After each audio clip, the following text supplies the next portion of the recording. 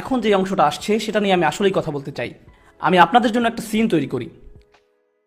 আমি নিজে ছোট একটা ইনস্টিটিউট চালাই। আমার 60 জন শিক্ষার্থী আছে। প্রতি বছর আমার 60 জন শিক্ষার্থী হয়। আমি তাদেরকে 5 ঘন্টা ধরে পড়াই প্রতিদিন। যখন আমার পড়ানো শেষ হয় আমি ক্লান্ত হয়ে যাই। তখন কোনো স্টুডেন্ট এসে ধরুন বলল, উস্তাদ আমি কি 5 মিনিট সময় পেতে পারি?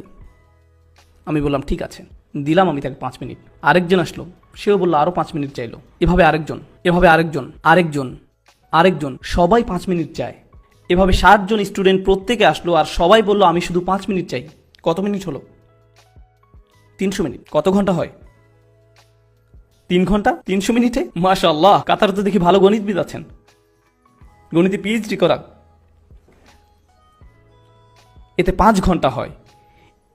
ইতিমধ্যে আমি পড়িয়েই প্রায় মৃত, আর এখন তো আমি আইসিইউতে। অথচ প্রত্যেক স্টুডেন্ট বলবে আমি তো শুধুমাত্র 5 মিনিটই নিয়েছি। এটা তো কোনো সময়ই হলো না। ধরুন এখানে 500 লোক আছেন অথবা তার বেশি। আমি যদি সবার সাথে 1 মিনিট করেও কথা বলি, 1 মিনিট করে, তাহলেও 500 মিনিট। 8 ঘন্টারও বেশি সময়। 8 ঘন্টা মাত্র 1 মিনিট করে হলেও, অথচ সবাই বলবে আমি তো মাত্র 1 মিনিট পেয়েছি। আসলে কোনো কথাই হয়নি। বুঝা গেল? আরেকটি উদাহরণ দেই। আমার এক মেয়ের একটা সমস্যা আছে, যেই কারণে আমাদেরকে রেগুলার চিকিৎসকের কাছে নয়, বিশেষজ্ঞ চিকিৎসকের কাছে যেতে হয়। বিশেষজ্ঞ চিকিৎসক অনেক ব্যস্ত থাকেন। আপনি যে কোনো সময় এমনিতেই তার চেম্বারে ঢুকে যেতে পারেন না। আর তারা হয়তো আপনাকে 3 মাস পরের অ্যাপয়েন্টমেন্ট দিবে। আপনি হয়তো বলবেন এর আগে কিছু নেই, তারা বলবে না, এর মাঝেই 3 মাসের বুকিং শেষ। আর আপনি যদি অ্যাপয়েন্ট মিস করেন, 9টার জায়গায় 9টা 5-এ যান, শেষ। আপনাকে আরেকটা অ্যাপয়েন্টমেন্ট নিতে হবে হয়তো 4 মাস পরের। এর মানে আপনি যদি বিশেষ কারোর সাথে দেখা করতে চান, সেটা আপনার সময় অনুযায়ী হবে না, সেটা হবে তাদের সময় অনুযায়ী।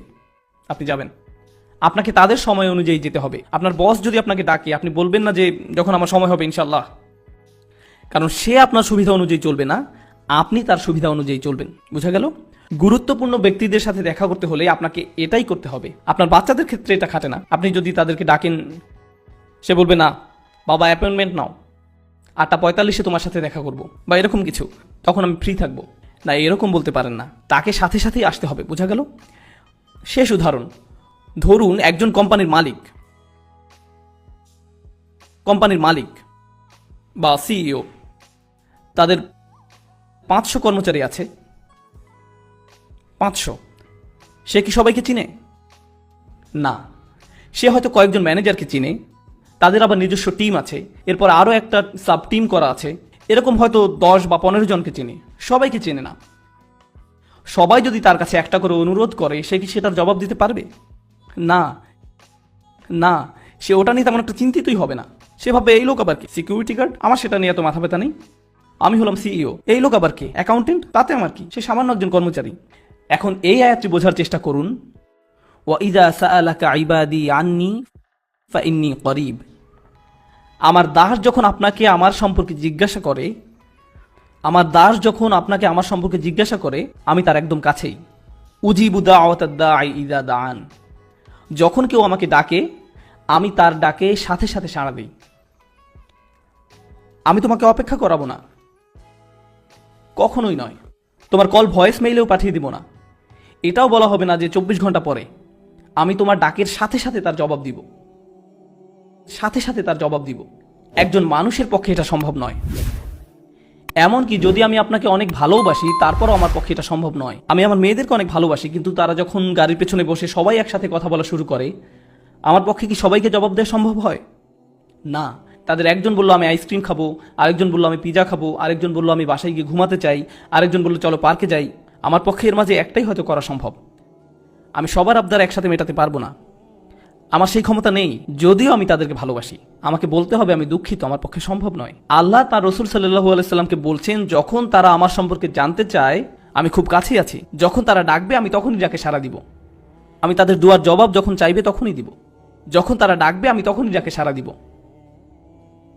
বাচ্চাদের কান্নায় আপনাদের বিরক্ত হওয়া ঠিক নয়। বোন, আপনার বাচ্চা যদি কান্না করে সমস্যা নেই, অন্য বোনেরা তার দিকে তাকানো বন্ধ করুন, ওনার দিকে তাকানো বন্ধ করুন। সুন্দর লাইট বা অন্য কিছু দেখুন, জ্বলন্ত চোখে তার দিকে তাকাবেন না। আর আপনার বাচ্চা যদি অনেক বেশি কান্না করে, তাহলে বাইরে থেকে ঘুরে আসুন। এগুলোই আমার শর্ত।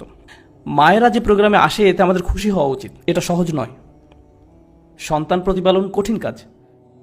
তারা যে এখানে এসেছেন এতে আপনাদের খুশি হওয়া উচিত। আল্লাহ এই মা ও তার সন্তান সহ সকল সন্তানদের মাঝে এবং তাদের জীবনে বারাকা প্রদান করুন। এটা করতে অনেক প্রচেষ্টার দরকার হয়, শুধু গাড়িতে তুলতেই তো অনেক কষ্ট হয়, তার উপর এই ট্রাফিক জ্যামের মাঝে আপনার গাড়ি চালাতে হয়। ইন্না লিল্লাহি ওয়া ইন্না ইলাইহি রাজিউন। একজন বাথরুমে যেতে চায় তো অন্যজন ক্ষুধার্ত, আরেকজন ঘুম থেকে জাগালেন তো কাঁদতে লাগলো।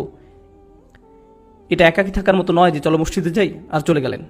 এটা এরকম নয়, এটা এরকম নয়। সম্ভবত এখানকার বাবারা তাদের সন্তানদের কান্না চিনতে পারছেন, তখন এই ভেবে খুশি হন যে আলহামদুলিল্লাহ আমার বউ এখানে আছে, আমাকে আর দেখতে হবে না। সালাতের পর আমি যেটা বলতে চাই সেটা হচ্ছে এই আয়াতে যে দোয়াটি আছে সেটি সম্পর্কে। বিশেষত এই আয়াতের মাঝে যত রত্ন লুকিয়ে আছে, আল্লাহর তরফ থেকে যে এই আয়াত কত উপহার দেওয়া হয়েছে তা গণনা করে শেষ করা যাবে না। আমি আপনাদের সাথে কিছু শেয়ার করতে চাই ইনশাআল্লাহ। কেন? কারণ আমি আপনাদের সবাইকে উৎসাহিত করতে চাই যেন এই রমজান হয় কোরআনের মাস, দোয়ার মাস, আর আপনারা যেন দুইটিকে একসাথে করতে পারেন। ইনশাআল্লাহ আমরা আলোচনা করব কিভাবে আমরা এই দুইটি একসাথে করব।